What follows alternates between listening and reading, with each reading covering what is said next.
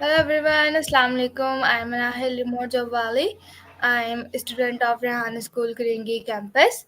So welcome to Future of Work, where we explore unconventional career paths and the evolving landscape of work. So I'm your host Manahil Jawali, and today we have a very truly magical guest with us. He's not just a master of illusions, but also a doctor of pharmacy and a comedy magician and so much more. Please welcoming Mr. Eric, the man who was almost the world champion of magic and a beacon of talent in the world of entertainment. So, Mr. Eric, thank you for joining us today. How are you? I'm doing well, thank you. I'm also doing well. Uh, thank you so much. Before moving on questions, can you please introduce yourself for my viewers?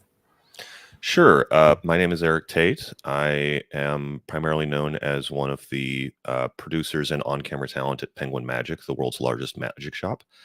Uh, in 2018, I won the International Brotherhood of Magicians Gold Cups close up contest. And in 2022, I represented the United States in a competition called FISM, which is the World Championships of Magic. And I brought home third place, the bronze medal in card magic. So I'm not a world champion, but I'm almost but not quite. I was educated at Humber College, where I got my degree in comedy writing and performance, and I currently travel doing shows in theaters when I'm not producing products for Penguin. So that's me in a nutshell. All right, sir. Thank you so much, sir, for your answer. So, your journey is fascinating. You mentioned to blend the art of magic with comedy and even maintain a career in pharmacy. So, let's start from the beginning. How did you first become interested in magic, and what drew you to card magic, specifically? Uh, so when I was very young, my father was a businessman, and he was in sales and traveled, and sometimes he would take me on the road with him. And we went into a magic shop in Atlanta, Georgia, and he got me my first couple of magic tricks there. Many years later, I would become interested in juggling due to a husband and wife team that had a student in my middle school, and they got me a gig at a place called the Comedy Barn in Pigeon Forge. And when I showed up there, the cast in the show all sold souvenirs in the lobby beforehand. And the owner said, "Well, you're a juggler. You probably know magic. Go sell magic in our magic shop." And I didn't really know a lot of magic. I was just sort of casually interested in it. And there was a ventriloquist behind there. So ventriloquist taught me my first couple of moves in this. So I would sell magic tricks before the show and do them. Card magic was just instantly fascinating to me because cards are sort of the perfect metaphor for any kind of magic that you want to do, whether it's vanishing something or making something appear, or using it as a metaphor for like oil and water, or what have you. There's just an unlimited number of things you can do with them. And cards have had kind of a fascinating history with humans in general. Um, whether they're used for gaming or divination or entertainment. I'm just very fascinated by them. And ultimately, I think when it comes down to it, uh, I was introduced to magic through juggling. And juggling is a very physical activity, and now instead of just manipulating three objects, I'm manipulating 54.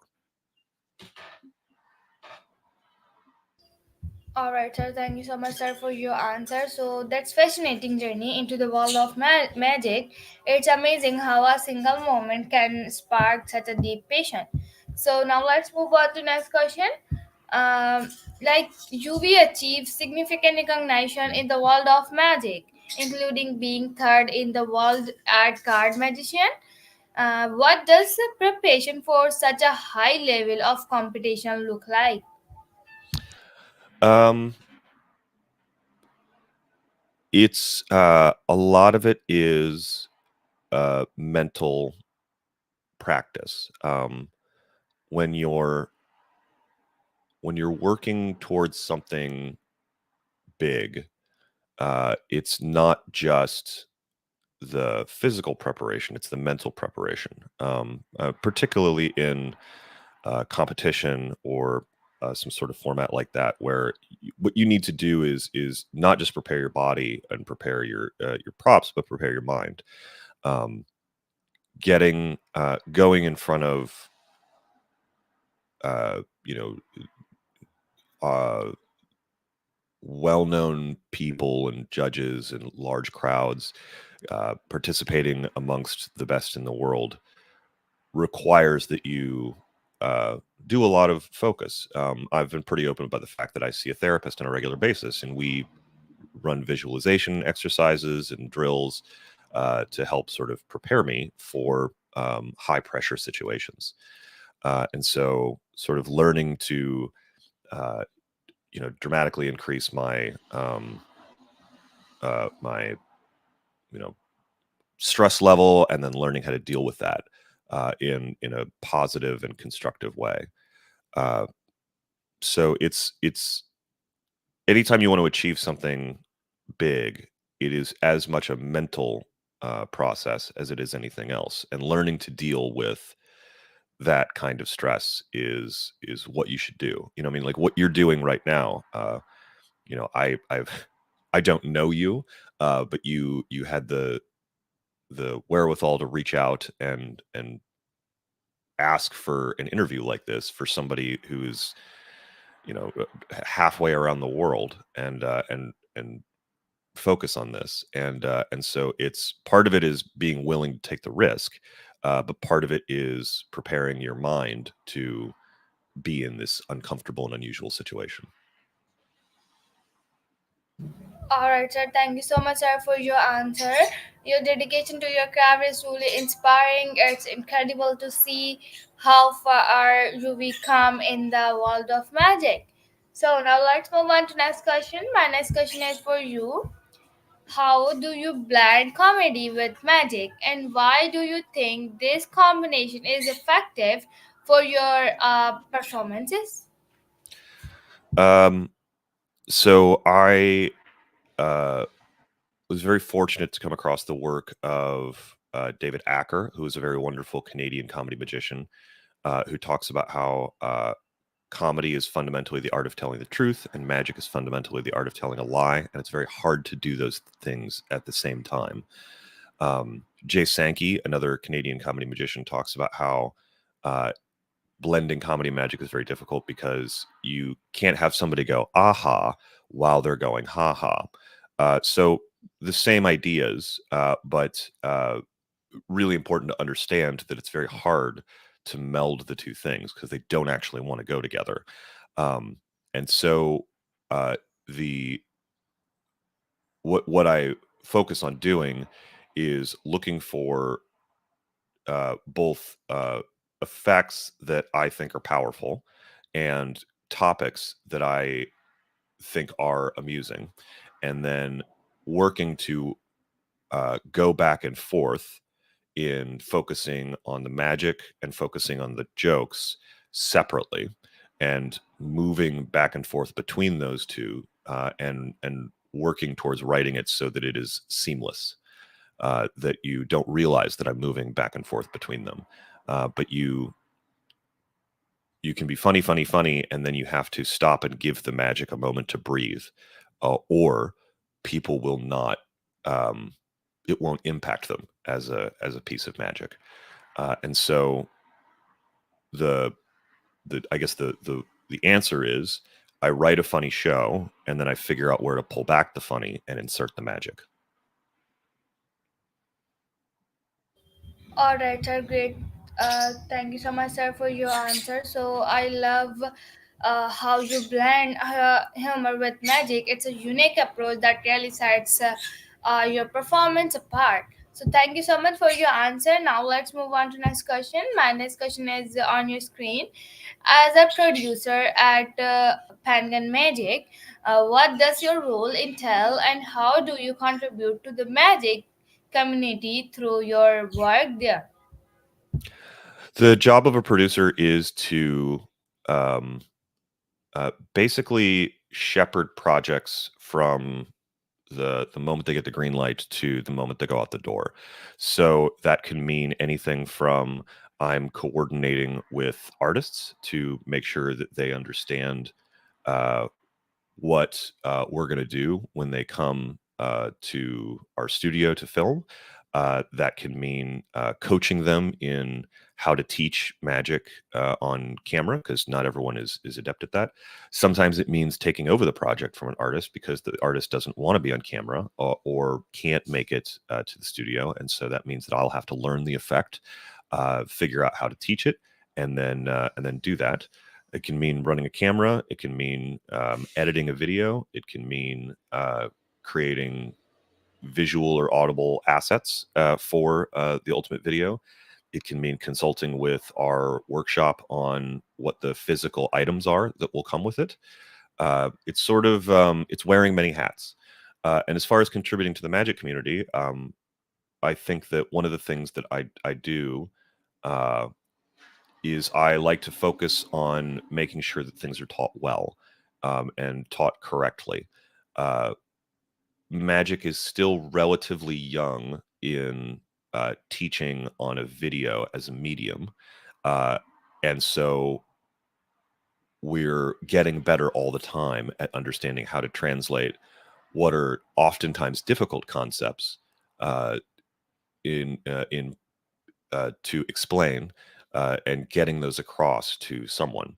And I think probably some of the most important stuff that I'm doing these days is working on making the experience of the new magician much easier.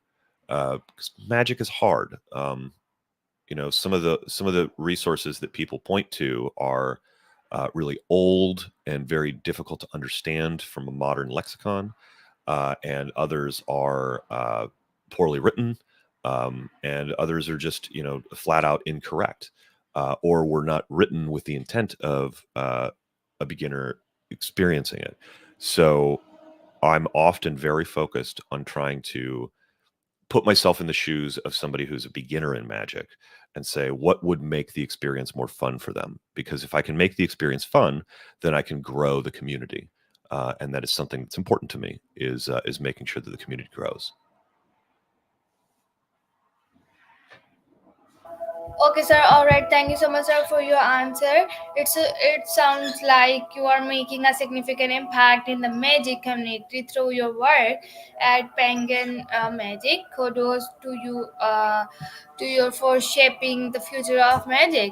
Thank you so much, sir, for your answer. Now let's move on to next question. My next question is for you. Balancing a career as a doctor and pharmacy with your pursuits in magic and community seems challenging. How do you manage these diverse roles? I think your research is a little off there. I think that you're referring to on my Facebook profile, I'm listed as a doctor of pharmacy. I am not a doctor of pharmacy. I'm not a medical practitioner at all. Uh, I listed that as a joke because during the pandemic, I was arguing with people who didn't have medical degrees and were spouting nonsense about how vaccines are poison and changing people's DNA. And so I added that role to my Facebook page to prove a point that anyone on the internet can be anything that they say. And so that was to make a point in an argument, and I honestly forgot that I had that listed there. So uh, that is a joke. That's not real. Okay.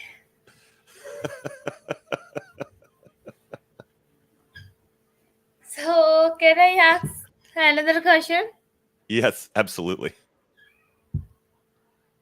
So, based on your unique career path, how do you see the concept of work evolving in the future, especially for creative professionals? I think that's pretty interesting. Desktop publishing has given people the ability to uh, put more material into the world for sale, and and just in general, like to putting stuff out there in the world. And so what would have been only the purview of professionals with highly specialized equipment uh, just a few years ago. Now, a high school student halfway around the world can interview somebody using very sophisticated technology like we're on right now. Um, you know, people can publish books. It's almost they're young kids who are making videos that have all the same production value as a Hollywood blockbuster film. And so the fact that these tools are now available to a wide group of people is going to make it so that people can not only work anywhere, but it's going to rapidly advance the way we consume media, create media, and what even the concept of media is. And so that I think that's kind of where it's headed. Is that? Okay, all right, sir. Thank you so much, sir, for your answer. My next question is for you. Are there any new skills or areas of study you are exploring enhance your work in magic, comedy, or pharmacy? Well, clearly I'm not studying pharmacy, but magic and comedy is a lifelong pursuit.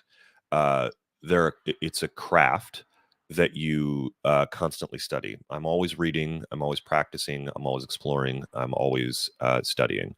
Uh, when we get off this call, I'm actually going to be working on another trick that uses safety pins, which is not my area of expertise, but it is something that the trick itself fascinates me. And I'm going to be studying it in order to introduce it into a venue that I perform at very frequently. I do a lot of restaurant and table magic at a place here in Columbus. And so while it's not a card trick, uh, the trick itself and the concept is fascinating enough that I want to pursue it. And so the answer is not is there a particular area? The answer is I'm always learning because that's how you continue to push art forms forward. All right, sir. That's really wonderful. My next question is for you. How do you hope to inspire the next generation of magicians and comedians? Um, it's too much to ask to inspire the next generation. Um,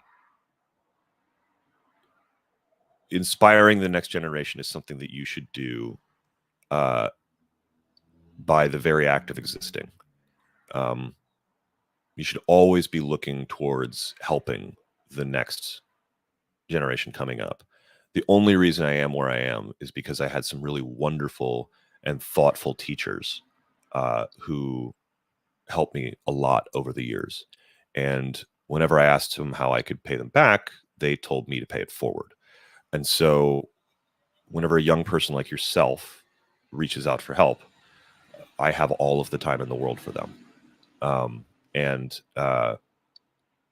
so there's no one specific way that I want to inspire them. I just want to continue to offer my time and my experience because that was what was offered to me.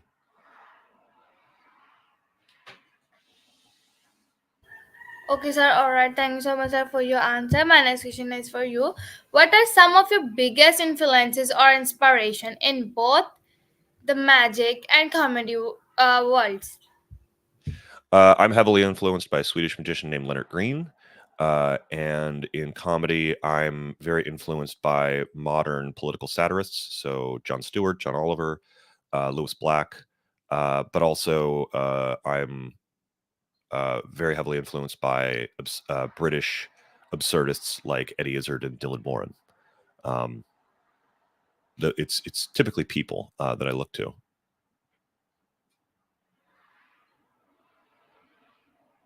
All right, sir. So, can you share a time when something did not go as planned in your performance and how you learned from that experience? Yeah. Without giving away too many secrets, there are definitely times that I've forgotten to set a particular prop. And so when I go to do the effect, I can't do it as planned. And so the result is that I have to sort of on the fly think my way through it. And that, because magic is a lifelong study, um, I have been able to sort of rapidly come to solutions in the moment, such as using pseudo duplicates or uh, just admitting that a trick didn't go well and being honest with the audience, and then moving on to something different. And the thing that you learn is that when things don't go according to plan, uh, the world doesn't end.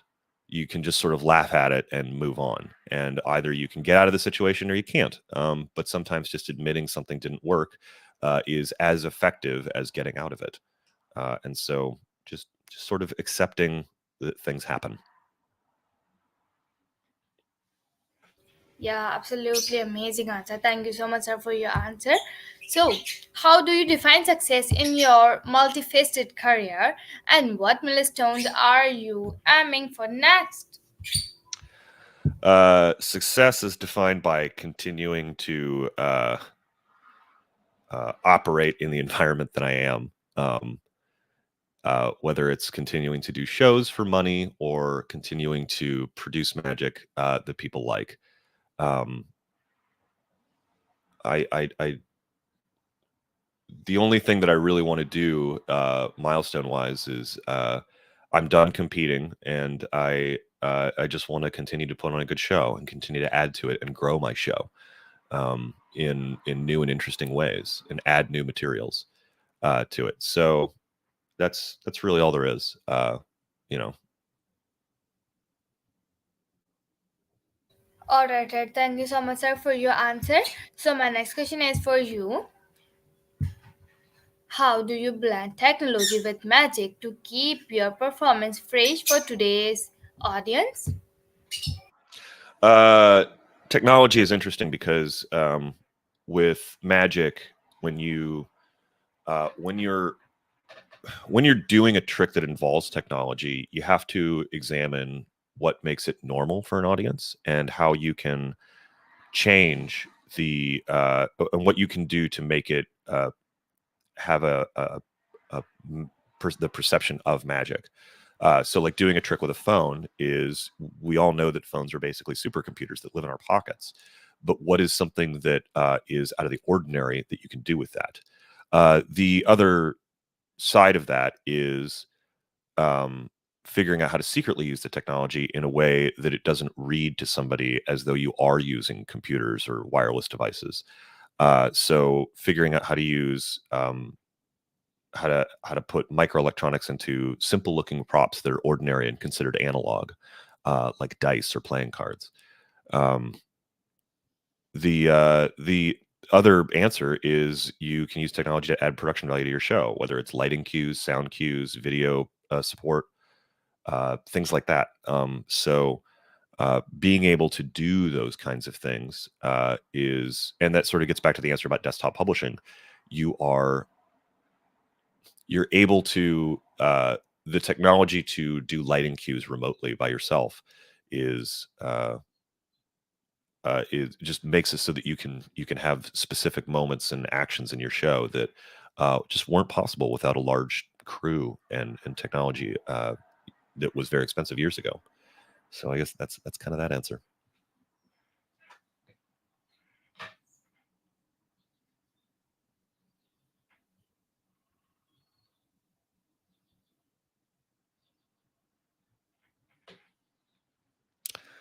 Manahill, did I lose you there?